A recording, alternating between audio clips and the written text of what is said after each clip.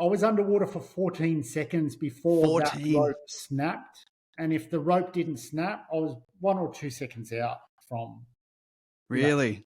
taking a breath or passing out. And I would have been dead for sure.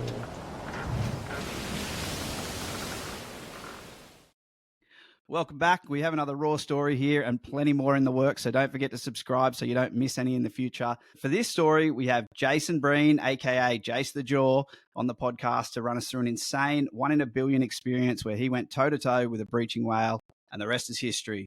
So he's going to run us through the day's events and what it was like, plus the fallout after it all happened and when it was broadcast across the world. The clip went absolutely viral, and we do have it here today to run through. Jace, welcome, mate, and thanks for coming on. Thanks for having me, Dan. Really grateful and privileged to be on to chat to you and tell you the story for sure. Mate, I can't wait to hear it. What I'm going to do first, though, I'm going to play the actual clip from start to finish. We've got a couple of angles here, but I'll just play this one to start off. And I'll do a bit of narrating as well for anyone who can't watch the video. So we got you're on a foil board there, I think, with a wing. And out comes this monster humpback and takes you clean out. That is an absolute crack of footage. I cannot believe you got that. So look, mate, take me back to, I guess, the start of the day when you went out. What was it like all leading up to this? Yeah, look, it was a normal day, Dan. It was a beautiful sunny day on the northern beaches in Sydney at Mona Vale Beach. And we had a southerly wind, and I hit a couple of mates up and said, let's go wing foiling, which we did. And it was just, the whole day was just a day of these tiny events which led to the big event. And it's all about timing, right? So we rigged all our stuff up, and we went out up Mona Vale to go out into the waves and wing foil some waves. And I actually went out for about 10 minutes. And then I went, you know what, I should go and get the GoPro, because I was trying a new bit of kit. And I thought, so I went back into the beach, went to my van, grabbed my GoPro, and literally just clipped it on my board shorts. So I'm not holding it, I'm not facing it anywhere, it's just hanging out of my board shorts. And it caught that just hanging? Correct. So because it's one of those 360 cameras, oh, right. Yep. You can luckily, later on edit where you want to shoot, where you want to focus on. But it was literally just hanging out of my short. And that's when I went back out and turned around to come back in. And I was probably only 200 meters, off Mona Vale Beach when it happened. But, there's all these tiny things, if you a minute longer brushing your teeth in the morning, if I didn't go and get my GoPro, if I didn't do this, that wouldn't have happened. Because to be in that specific part of the ocean at that specific time is incredible. The whale has this whole ocean to play in, and it should, right? Because it's a whale. So humpback whale, the most beautiful creature in the world, and that's its home. I'm privileged enough to share its home and play on its home, but it has all rights. And then, literally turned around and come back in, and it just came up. If anyone ever sees it in slow-mo, it just came up. And then, from there, that's perfect. And that's the first I see of it. And my brain doesn't comprehend what's going to go on because within, 3 seconds, this thing is above me, literally hits me on the chest. Here it comes, hits me on the chest there, winds me. But can you see my wing there? So what actually happens, it gets caught in the rope, in the leash. Right. So when it lands in the water, I get dragged down. So my wing, that rope, is going to wrap underneath the whale, right, with me on one side. So when the whale comes up and dives, mate, I'm going with it. I'm just underneath the water getting dragged. That was the worst part. Hey, the impact, not so bad because my brain couldn't comprehend it. But the underwater part, all I could feel was the whale against my skin. Yep. And I was dead for all money. I don't know. I'm not a highly religious person, and I don't know why, and I don't know how, but it just wasn't my time. I was underwater for 14 seconds before that rope snapped. And if the rope didn't snap, I was 1 or 2 seconds out from really, taking a breath or passing out, and I would have been dead for sure. Wow. So leading up to it, as it's coming out of the water there, Yeah. like right here, do you know Yep. what's going on? Do you know what that No. is? No. You just My brain, when my brain saw it, so when I saw it first, Dan, I thought it's a whale, like it's not a turtle and it's not a shark. yeah, it's a monster. And then I thought, what am I doing here? And what is the whale doing in front of me? Like we're in direct, collision course. Something's going to happen.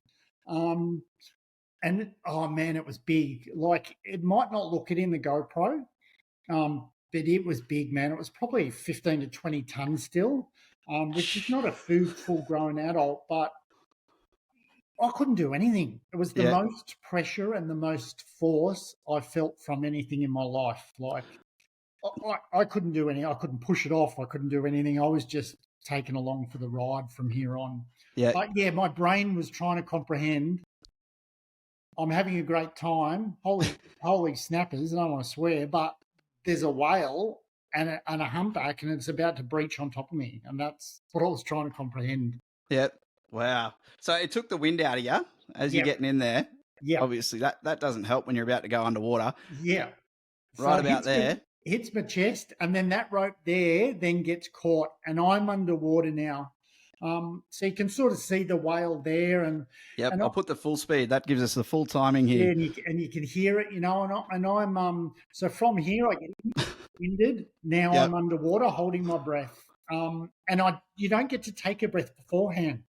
So it's imagine someone, hitting you in the stomach, and then you're underwater. You can't do anything about it. And I don't know if, guys that surf and that, and a lot of fishers love surfing and that as well. But even Matt Davies, who you've had on before, Yes. 10-second hold down is a big hold down. That's huge. And a 14-second hold down is equivalent to nearly 2 waves of pipe. So that's one, and then you've got to keep holding your breath till the next wave comes. And it's all about that. You're not ready for it. So if I told you to hold your breath now, we can prepare, we can, we get ready, but not after a whale T-bones you. It's just like, your brain's trying to comprehend what's going on. So yeah, I was very lucky, but also very grateful that the whale wasn't hurt at all. Like it was unharmed, totally unharmed, and swam away, that would have hurt me more if the whale was hurt. So I was really happy about that because, as I said, this is their home, right? It's like, when we go fishing or whatever, it's their home, and we're privileged to be out there. Whether we're in a boat fishing or whether we're surfing or foiling or whatever, the ocean's not where we live. It's just a playground for us. So yeah, I was really privileged and lucky very grateful that it wasn't hurt. Yep. And yeah, because you're flying along on the foil there. Yeah. But then when that thing takes you out, at what point underwater? Because if I play this here and I turn it up, yeah, so I'll just bring it forward a little bit. That's literally me. That goes on for 14 seconds. Literally just getting tossed around with the whale underwater. Just got hit by a whale, and that's what I came up and immediately. Yeah, and I did, and I remembered I had my GoPro, and I picked it up out of my pocket and just went. I couldn't believe it. Imagine you're going fishing, say, even, and you're in your tinny and you go, okay, I'm going to go out fishing. At no point do you go, okay, let's prepare for a breaching whale to land on our tinny. Like, you're not going to do it, right? Yeah. And it's the same with my day. Like, at no point in the day did I go, okay, sunblock, I don't want to get sunburnt. I better wear a hat.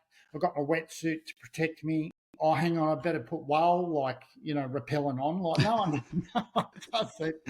So it was just a freaky thing. And from there, it just blew up. It just went completely nuts. It did. And I want to get into that. But before we do move forward to that, there was a second angle, which, just adds to the minuscule, of this actually happened. What, were they friends of yours? I've actually got it here. So I'll pull that up. Yeah, so when you play it, this is insane, Dan. So what this is a guy having his morning coffee on a headland and filming me. Yep. I didn't know him. He wasn't a friend of mine. I knew nothing about it. He walked out on the headland, was filming me going along, and caught it on his phone. And the reason why he stopped filming is because he thought I died, and he rang 000. Oh, right. Because he just, like, I feel sorry for him. He said he thought he'd witnessed someone die. So he stopped filming and rang 000. But to have two angles is bizarre, right? Like, It's unbelievable. To for have the one's event unbelievable. to happen and then have two angles. And, a lot of people have, on other things where it's been posted, have gone, oh, it looks like a killer whale, it tried to eat you and things, but it's not. It's just, I can guarantee you it's the same an whale attack. in the same event. But to have it from two angles is just, makes it even more of a minuscule chance to ever happen again. So at what point, so I'll play this through. So he's filming it, obviously, and I get where he's coming from because it doesn't look good. No, I got T-boned, hey. Even this one, it just comes up and like body slam splats me. And you disappear. Yeah. And literally I'm underneath that thing. And that's a full humpback breaching, That pressure must be insane. It was nuts. Yeah. And he, from there, Dan, he literally went home and posted that on Facebook, which I'm not on, and said, "Does anyone know this guy? Could they tell me if he's okay?" He knew I was alive because I made my way back to shore. Yep. Like, can someone tell me if he's still alive? Can someone tell me if he's okay? And from there, that's when it sort of blew up. I hadn't even at this point checked my GoPro. So I was at home in shock. After the whale hit me, I made my way to shore, told my two mates that I was out with. They didn't believe me, and they just went, "Yeah, sure, whatever." It'd be like a fisher going, "Yeah, I caught a 25-kilo dewey on a bit of bread at somewhere," and you'd go, "Yeah, sure, mate." I want to see the evidence, right? Yeah. And they did the same. They just went, "Oh, yeah, whatever." Like, it might have got close to him or something, but it didn't hit him. But once he posted that, then my phone started lighting up because my mates knew that I told them I'd been hit, and then they told other people and so on. So it sort of spread from there. And I guess that aftermath, because this clip went completely viral, ridiculous. It went everywhere. What was the aftermath like for you in terms of media, in terms of everything along those lines? Mate, I've never been involved in media or anything like this. And let me say, from news that night, so, Channel 10, Channel 2, all the commercial news stations and then the next morning to do Sunrise and the Today Show live. Oh, you jumped on them, did you? Yeah, so I went on with Carl and did the Today Show, and then I did Sunrise with Matt, and it was unreal. To be on all these live shows was very nerve-wracking, but really nice as well, because at the end of the day, it's a feel-good story, right? Yeah. And even the news crews that turned up that afternoon to film it for the 6 o'clock news, they were really happy and they were vibrant, and I was really happy for them, because how much better is it covering this nice story than one of a car crash or a house burning or something? And so the reporters I really loved, and that's good. We got on really well, and it was just a really good story to tell. But the next day, my wife actually had to stay home with me because my phone would not stop. And when I mean did not stop, I mean go from ringtone to ringtone. So as soon as it'd stop, it'd start ringing again, and then start ringing. Yeah, and because once America and Europe got it the next day, they went nuts. So I did Good Morning America. Fox, I did live Fox, and it was big, and I did China, Japan, Russia, the Ukraine. There's a war going on, and these guys wanted to publish and do a story on the whale. It was nuts, and I did it in 10 different languages with interpreters, and so I did about 60 interviews live all around the world within that sort of 2 weeks. Right. It was just absolutely crazy, like really crazy. Yeah. And what about now? Is it all settled down? aside Yeah, from it this? does. It does. It has, mate. I did. I've had a couple of big things happen, and then some beautiful people reach out to do some media stuff, which I really love. And again, I love doing it. Even with you, I love sitting here, and this is why I'm grateful for the story. If that hadn't have happened, I wouldn't have got to meet you, and I wouldn't have been able to speak to everyone who's listening. So how grateful and privileged a life we have that I can now share it and meet these new people and and have them listen to my story, which I really appreciate. And so that's what I love about it. It's just a beautiful thing. And I've probably had 10 to 20,000 comments, of um, you know, it wasn't my time and God must have been looking over me and all these things. And I love all the different avenues they're coming from. And 99.9% of the messages have been like, if you read them the whole day, you'd tear up. They're just beautiful. Yep. Yeah. So from the actual day it happened, I think it's been seen like over 1 billion times. A billion. Like a billion times. Yep. And that's nuts. Yeah. I think it was close to being one of the most watched videos on social media for that year, 23, 24. So, Wow. which is just crazy, Film from your hip. Yeah, which is nuts. And it's a funny thing, I had two options. So after it happened, I got sent about 12 contracts that night. No to way. make money. Yep. So that they send you these contracts and you sign them, and that means the video's licensed, and it means then that we can make money off it, and people have to pay to see it. Right. I didn't want to do it. It didn't feel right.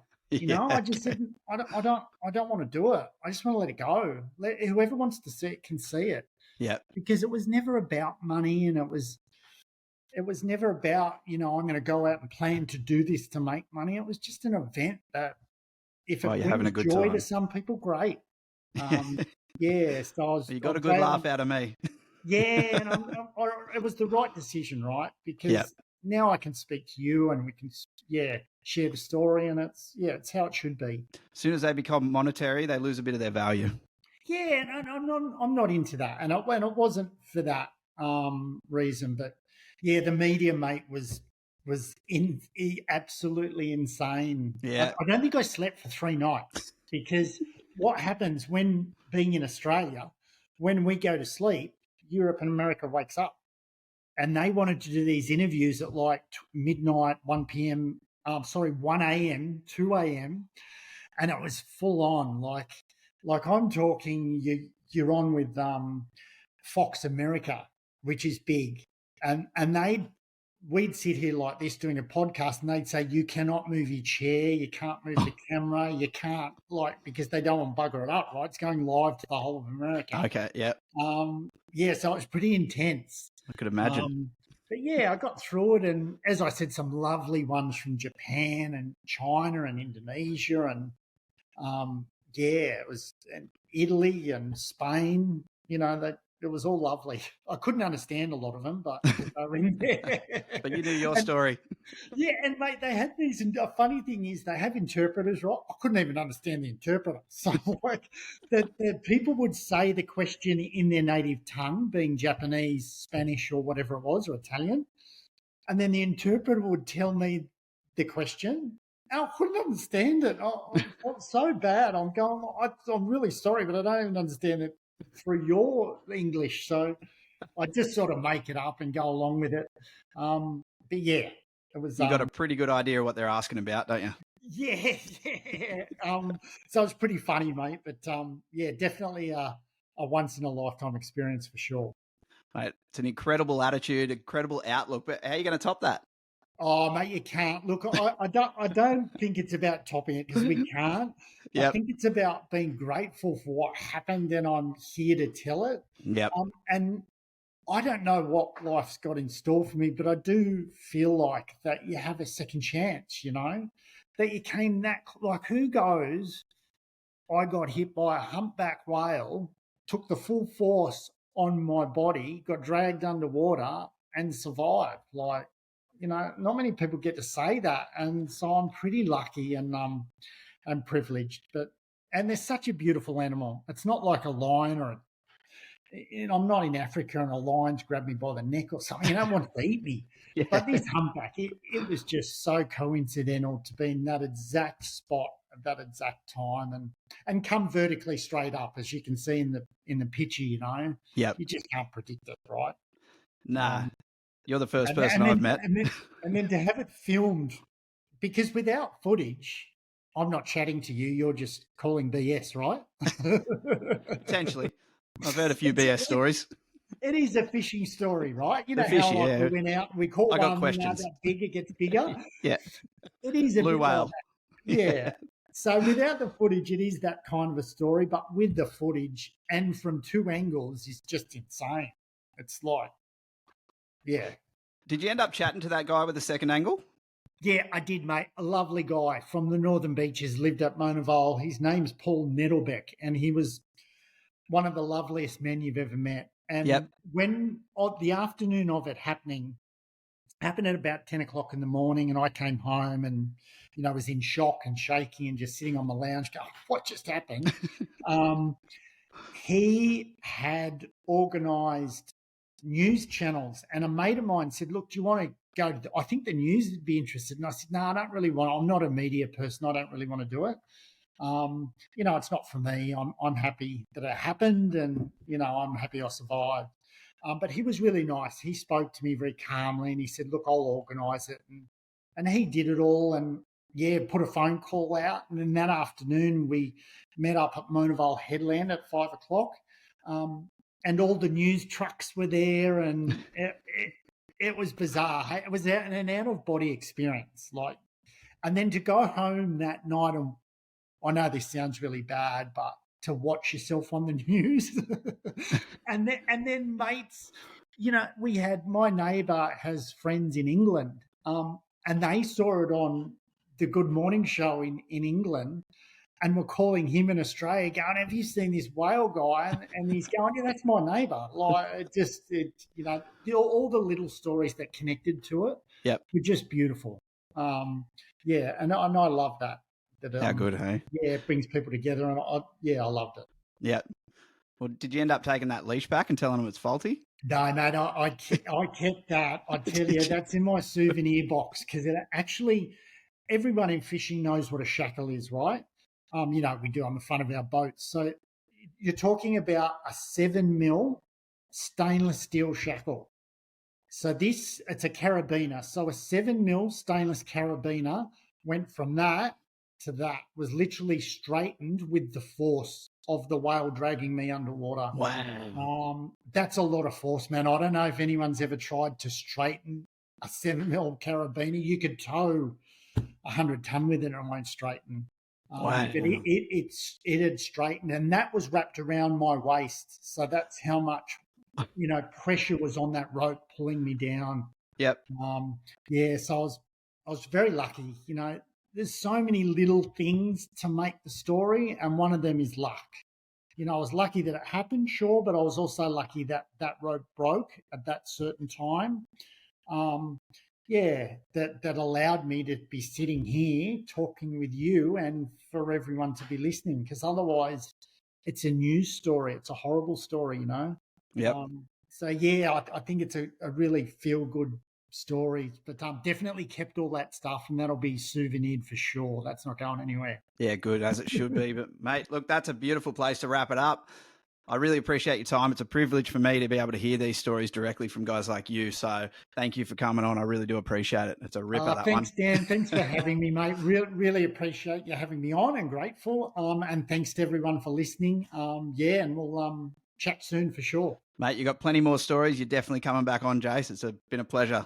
Thanks, Dan. Good on you, mate.